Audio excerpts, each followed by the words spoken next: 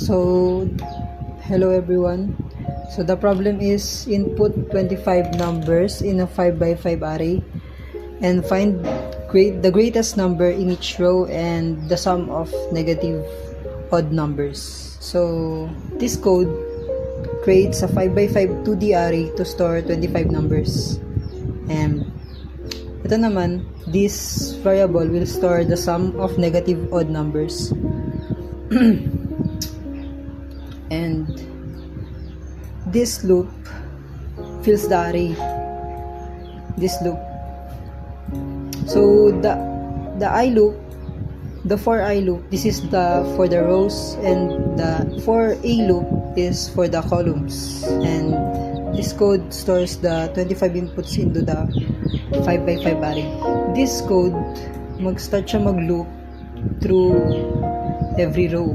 Ito naman, ang ina-assume ng code na to is the first number in the row is the biggest. So dito naman, this checks every column in the current row. Ito naman, if this is less than 0 and is an odd, then add it to sum.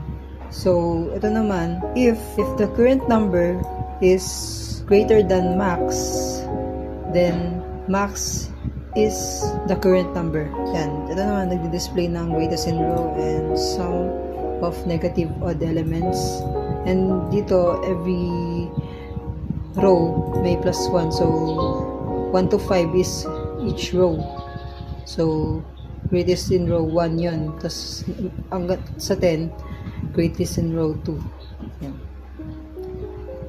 Tapos ito, sum of negative odd elements. Oh, di ba? Every column mayroong odd negative number.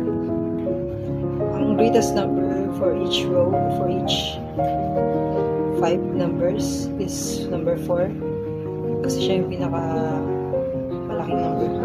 And the negative number is added. Itong mga to, inad itong mga negative numbers, inad. And naging negative 15. Yun lang. Salamat po.